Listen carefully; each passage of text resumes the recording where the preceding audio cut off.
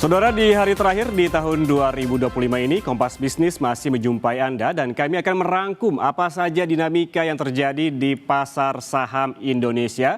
Dan sepanjang tahun 2025, pasar saham Indonesia mencatatkan fenomena yang tidak biasa. Mulai dari rekor IHSG yang terjadi secara rally puluhan kali, manggungnya saham-saham yang berfundamental kurang menarik, hingga IPO yang mencuri perhatian. Ada pula saham-saham yang meroket hingga menembus lebih dari 12.000% hingga saham yang terjun bebas ke dasar bumi. Semuanya berlangsung semarak sepanjang tahun 2025. Saudara, Kompas Bisnis kali ini akan membahasnya lebih lengkap untuk Anda. Yang pertama kita lihat data rekor IHSG sepanjang tahun 2025. Nah, ini dia.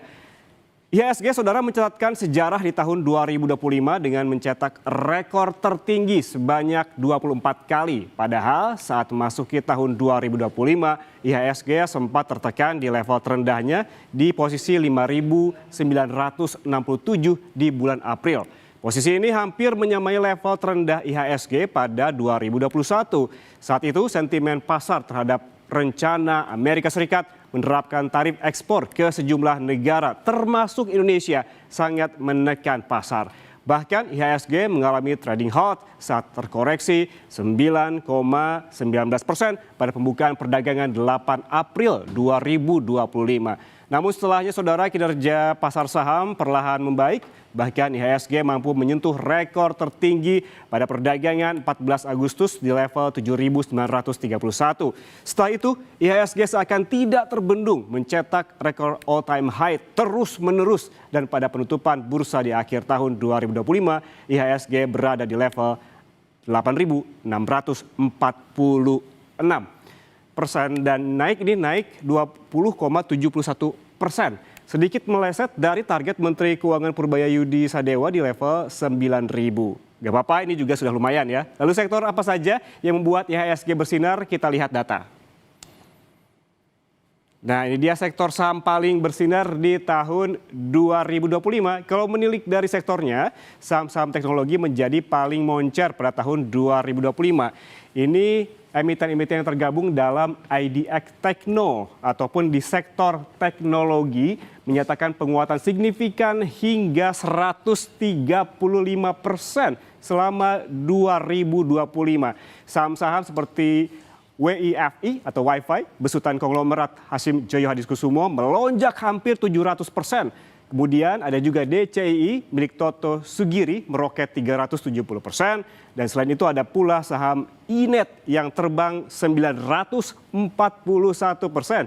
Dan juga ada CYBR yang melonjak 342%. Semua emiten ataupun saham tadi yang saya sebutkan ini ada di IDX Tekno ataupun di sektor teknologi. Kemudian sektor industri yang juga bersinar di tahun 2025 ini sebesar 110%. Ada juga infrastruktur yang naik ataupun tumbuh 82%. Ada juga yang naik ataupun bersinar di tahun 2025 adalah sektor energi sebesar 63%. Dan yang kelima ada basic material yang juga naik selama 2025 ini sebesar 61%. Dan saudara, kemudian saham mana saja yang paling moncer selama tahun 2025? Kita ke data selanjutnya. Nah, ini dia saham dengan kenaikan tertinggi di tahun 2025. Lonjakan paling ekstrim di Bursa Efek Indonesia terjadi pada emiten yang sebelah kiri saya. Ini ada UDNG. Ini yang paling tinggi milik PT Agro Bahari Nusantara yang bergerak di bidang budidaya udang faname. Ini tembus sampai 12.280%, luar biasa. Anda yang memiliki emiten ini dari awal tahun tentu sedang sumringah ya. Namun demikian lonjakan harga saham UDNG ini berbanding terbalik, saudara, dengan kinerja keuangannya yang masih rugi. Kira-kira kenapa ya? Kita bergeser ke saham yang dengan kenaikan tertinggi lainnya. Yang kedua, posisi kedua ini ada saham CBRE yang naik fantastis sebesar 5.057% dan memiliki dukungan sentimen korporasi yang lebih jelas karena adanya persetujuan penambahan modal. Sementara itu di posisi ketiga ini ada Koin atau dengan kode COIN. Ini yang melonjak 2.774% yang menjadi sorotan setelah masuknya pemilik saham baru, yaitu adik dari Presiden Prabowo, yakni Hashim Joyo Hadikusumo. Nah, saudara, kalau tadi saham mana saja yang paling untung, selanjutnya kita ke saham mana saja yang paling ambles. Kita lihat di data berikutnya. Kita lihat ke data berikutnya, saham yang paling ambles di tahun 2025. Nah, ini dia merah semuanya. Saham yang terjun paling ekstrim terjadi pada CSMI yang turun ini minus 93% selama tahun 2025. Mengapa demikian? Karena menurut ekonom, saudara, emiten ini mendapatkan tekanan dari sisi operasional yang tidak lagi mengelola merek Texas Chicken. Anda mungkin sudah familiar dengan merek ini, begitu ada di mana-mana. Namun ini sentimen ini, CSMI tidak mengelola lagi Texas Chicken yang menjadi pertimbangan investor untuk hold atau justru cut loss begitu dan keluar dari investasi di CSMI. Hal ini menimbulkan ketidakpastian arah usaha yang ujung-ujungnya saudara kehilangan kepercayaan dari pasar. Kemudian ada juga yang ambles selanjutnya, yaitu saham dengan kode SAPX yang bergerak di sektor jasa dan juga logistik juga turut tertekan sebesar 81%. Kinerja yang tidak tumbuh sesuai ekspektasi pasar diduga jadi salah satu biang keladi yang membuat pasar melakukan penyesuaian. Dan yang ketiga yang ambles juga di tahun 2025 adalah saham Devi. Ini turun sebesar 79%. Emiten ini punya rekam jejak dalam status bermasalah dan terancam delisting. Meskipun kembali diperdagangkan, tampaknya masih kesulitan untuk memulihkan kepercayaan investor. Saudara, pemilik saham-saham ini tentunya harus banyak-banyak sabar ya, dan juga segera menentukan keputusan hold atau cut loss. Yuk kita tinggalkan dulu ini saham-saham merah, kita balik lagi ke emiten yang menghijau, utamanya yang IPO di tahun 2025 pada data berikutnya. Kita lihat. Nah, ini dia yang kembali menghijau adalah saham IPO paling cuan di tahun 2025. Selain menduduki posisi ketiga, saham dengan kenaikan tertinggi sebesar 2.774%, yaitu ada Koin. Koin ini saudara tercatat sebagai emiten IPO paling cuan nomor 1. Juga tercatat sebagai emiten IPO yang nomor 1 di tahun ini dan juga nomor 3 tadi kalau di keseluruhan sahamnya. Sementara di posisi kedua ini ada RLCO. Ini merupakan perusahaan pengolahan sarang burung walet yang cuan sebesar 680% atau lebih dari 6 kali lipat. Sementara yang ketiga ada Ratu. Ini emiten konglomerat sekaligus suami Ketua DPR RI Puan Maharani, Happy Hapsoro, yang melesat sebesar 586%. Kita lihat keempat di sini ada CDIA, saudara, bagian dari konglomerasi Prayogo Pangestu yang naik 552% sepanjang tahun 2025. Saudara, itu tadi rekapan yang terjadi di Bursa Efek Indonesia sepanjang tahun 2025 yang sudah melakukan penutupan perdagangan pada hari Selasa kemarin. Lalu sebenarnya apa saja yang membuat IHSG meroket di tahun 2025 dan mengapa ada saham dengan kenaikan harga yang ekstrim di tengah lesunya keuntungan, serta ada fenomena apa lagi sepanjang tahun 2025 di pasar saham? Kita akan bahas usai jeda. Tetaplah bersama kami di Kompas Bisnis.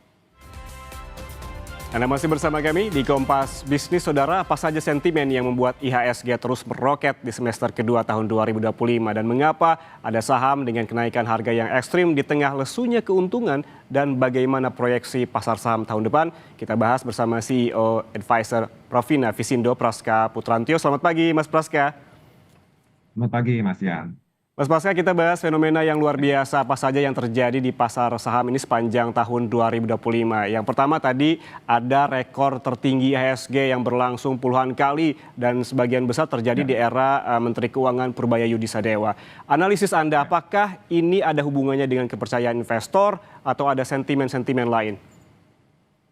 Ya, baik. Jadi memang pergerakan IHSG di sepanjang tahun 2025 ini yang akhirnya bisa dikatakan ditutup ya cukup kuat sekali, returnnya sebesar 22,13% ya. Seperti itu dengan dana asing meskipun secara kumulatif masih tercatat net sale 17,34 triliun. Namun kalau saya rekap sekitar 3 bulan terakhir ini banyak ditopang oleh dana asing yang masuk ya di kuartal 4 di sekitar pasar reguler 3 triliunan. Nah, bahkan dalam 1 bulan terakhir itu di pasar negosiasi dana asing masuk sekitar 10,72 triliun sehingga dalam 1 bulan terakhir dana asing di pasar saham kita secara total itu sekitar 11,49 triliun net buy seperti itu. Jadi artinya kita melihat bahwa tampaknya kepercayaan pasar itu mulai kembali pulih di memasuki semester 2 ditambah lagi dengan Menteri Keuangan yang baru meskipun awalnya sempat mungkin pasar sedikit apa namanya menunggu kepastian bagaimana gebrakannya namun dengan beberapa program likuiditas yang dikucurkan dan juga berbarengan juga dengan tren suku bunga Bank Amerika Serikat suku bunga the Fed dari Amerika Serikat yang melakukan pemangkasan sekitar 3 kali dan di tahun ini pun juga kita lihat sepanjang perjalanan 2025 BI 7 days repo rate juga dipangkas sebanyak 5 kali dari level 6% di 2024 hingga sekarang di level 4,75%. Artinya itu yang juga turut mendorong atau menjadi stimulus di pasar saham yang akhirnya mengalami all time high sekitar 24 kali di tahun 2025 ini dan tembus di level 8.700-an Hmm. tertinggi ya saat itu 8.760-an kira-kira seperti itu. Oke, berarti ada kepercayaan yang membaik di semester 2, kemudian dana asingnya juga mulai perlahan masuk, dan ada sentimen secara global juga yang mempengaruhi rally rekor all-time high-nya IHSG di tahun 2025 ini. Kemudian kalau kita ngomong soal sektor nih Mas Praska, Kompas Bisnis tadi mencatatkan bahwa teknologi jadi sektor yang paling bersinar. Apakah Anda melihat ada pergeseran sektor yang paling bersinar dibanding tahun lalu?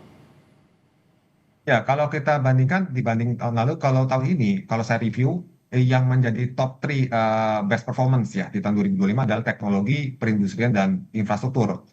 Sementara kalau kita bicara di tahun 2024, itu pergerakan secara sektor tertingginya ditempati oleh sektor energi, properti, dan kesehatan. Tentu saja ada pergeseran di sini rotasi sektor. Nah, kalau kita akan melihat kembali pada perjalanan di 2025, sektor apa namanya tadi yang saya sebut sebagai sektor teknologi perindustrian ini banyak ditopang oleh saham-saham teknologi di antaranya kalau saya data yang saya miliki adalah seperti DCII, ada MLPT dan juga ada MTEK Buka ya kan. Hmm. Itu saham-saham teknologi yang mungkin kalau kita lihat di tahun 2024 tidak terlalu perform perform tapi tahun 2025 ini cukup dominan seperti itu khususnya di PT DCI Indonesia DCI. Nah, ini yang cukup mendongkrak dari sektor teknologi. Di samping itu untuk saham dari sektor infrastruktur kita melihat di sini ada Arco, ada Mora, ada Link ya kan, Excel dan Telkom yang juga kembali bangkit dari tren bearish itu juga turut menopang penguatan dari sektor apa namanya infrastruktur. Sementara kalau dari sektor perindustrian kita melihat di sini ada saham Astra dan UNTR ya dengan market cap tentu saja besar. Astra di sini tercatat menguatnya cukup signifikan sekitar 36% sepanjang satu Hmm. tahun 2025. Artinya saham tersebut ya cukup mampu melawan pesimisme ya karena Hmm. kita bicara industri otomotif di tahun 2025 ini kan tampaknya mengalami tantangan cukup besar di samping karena faktor daya beli dan juga persaingan juga kompetisi yang cukup ketat. Hmm. Namun Astra ditopang dengan outlook dari anak usaha yang masih positif ya ini membuat sama SCI mampu tumbuh sekitar 36,73% dan samping itu UNTR pun juga mampu bangkit ya di tengah tekanan harga komoditas batu bara mampu bangkit plus 10,17%. Itu yang membuat Hmm. akhirnya sektor perindustrian mampu bisa kembali positif menjadi top 3 performance tahun ini. Oke, kalau ngomong-ngomong soal sektor yang paling bersinar, ada juga saham yang memang tadi kita catatkan yang mengalami kenaikan yang cukup luar biasa. Ada fenomena luar biasa yang terjadi pada perusahaan yang bergerak di bidang budidaya udang faname dengan kode saham UDNG. Yang hingga kemarin ini secara tahunan kenaikannya lebih dari 12.000 yang mencatat 12.000% begitu, mencatatkan emiten ini dengan kenaikan tertinggi pada tahun 2025. Namun kita juga lihat laporan keuangannya ini tidak sejalan dengan keuntungan yang tercatat dalam laporan keuangannya. Menurut Anda mengapa demikian? Ya, baik. Jadi memang ada beberapa hal yang membuat mengapa banyak saham yang kalau kita lihat kinerjanya menurun atau bahkan negatif, tapi performanya naik luar biasa seperti itu.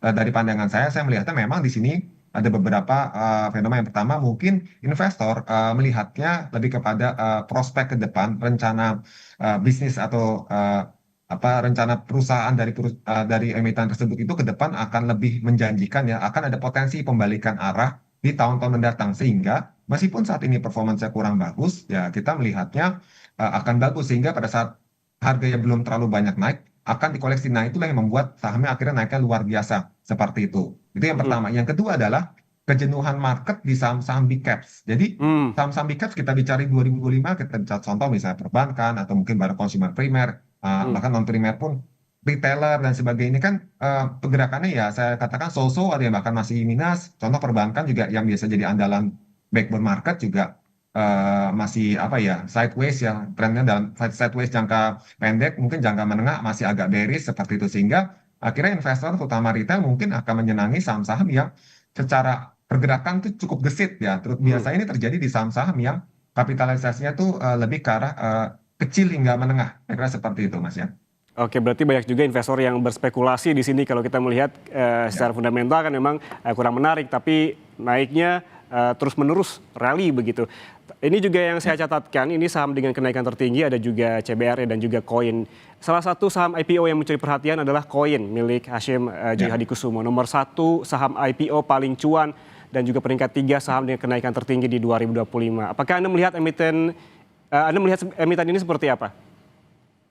Ya, baik. Jadi kalau saya rekap memang ada top 5 yang ditempati oleh koin ya, RLCO, CDIA, Ratu, dan Fore seperti itu. Namun koin yang nomor satu ya sekitar 3.780% ya dari harga IPO ya. Kalau di sini saya rekapnya. Nah, Hmm. koin ini memang kalau secara harga saham dan performance keuangannya bisa dikatakan cukup sejalan karena dari posisi minus ya kan realisasi 2004-2025 itu mampu mencatatkan laba yang positif, artinya secara pertumbuhan naik ratusan persen seperti itu, sehingga dengan prospek yang cukup bagus juga kan bergerak di bidang jasa investasi, Mhm. alternatif investasi, maka menurut saya ini menjadi hal yang cukup positif ya di tren di tanah air ya, di mana sebenarnya berinvestasi itu sudah bukan hal yang khusus lagi tapi sudah menjadi tren umum ya, lifestyle lah kalau boleh saya katakan, sehingga Hmm. minatnya cukup besar ke sana seperti itu. Oke, kita lihat juga di grafis berikutnya saham yang paling ambles di tahun 2025, Mas Praska, ini ada CSMI,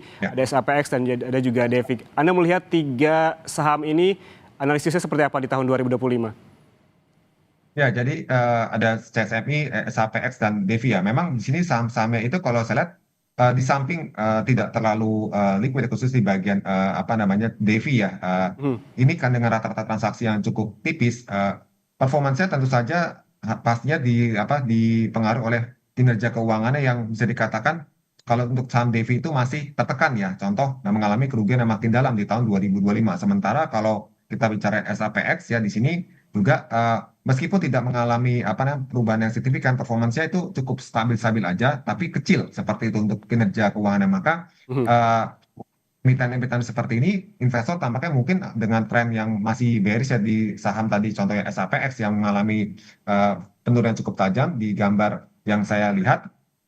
Jadi membuat investor cenderung beralih ke saham-saham lain, dan saham si siapa namanya SAPX PT Satria Hmm. Antaran Prima ini mengalami pergerakan yang cukup sideways sepanjang dari bulan Mei sampai akhir tahun ini. Artinya tidak ada peminat yang lebih besar lagi seperti itu.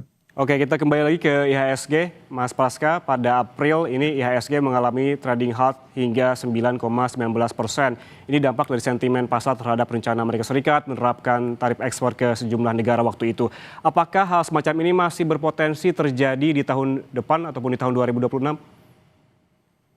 Ya, jadi kalau apa namanya efek dari kemarin perang dagang itu kan cukup luar biasa ya, bahkan membuat kalau saya lihat dari sisi indikator makro, kurs kita tuh sempat melonjak sentuh 17.000 seperti di bulan Maret ya, akhir kuartal satu, sekaligus membuat indeks kita sempat mengalami koreksi ke titik terendah di level eh, dari data yang saya pantau di level 5.900-an seperti itu. Nah, ini menurut saya peluang untuk di tahun depan tentu saja sudah agak lebih minim ya. Hanya saja yang dikhawatirkan adalah sentimen geopolitik yang bisa melebar, yang mungkin membuat kekisruhan pasar ya. Karena secara apa kondisi ekonomi ini kan tampaknya semua bank sentral cenderung melakukan kebijakan yang sifatnya ekspansif ya, membuat bunga lebih rendah sehingga membuat arus dana investasi itu menjadi lebih banyak ke pasar modal.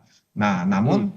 ketidakpastian-pastian timbul karena geopolitik ini, terutama di masalah Cina dengan Taiwan, kita bicara Ukraina dengan Rusia, apakah bisa stabil itu rencana perdamaiannya di Timur Tengah juga. Nah, ini yang menjadi catatan atau PR penting buat investor diperhatikan di tahun 2026 nanti, seperti itu.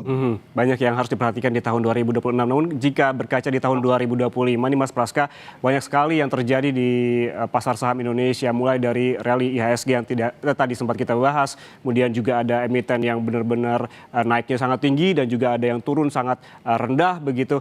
Proyeksi Anda di tahun depan apakah IHSG masih akan berpotensi mencetak rekor all time high yang rally seperti di tahun ini, dan sektor apa yang kemungkinan akan bersinar? Tadi kita sempat membahas 3 sektor paling tidak yang bersinar di tahun ini.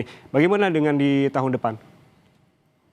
Ya, jadi kalau untuk tahun depan kita melihat indeks itu masih berpotensi tumbuh ya. Hanya saja catatan saya rawan koreksi jangka pendek dulu. Karena indeks kita itu sudah cukup kencang kenaikannya all time high dan secara teknikal pun sudah banyak menunjukkan indikator jenuh beli sebenarnya.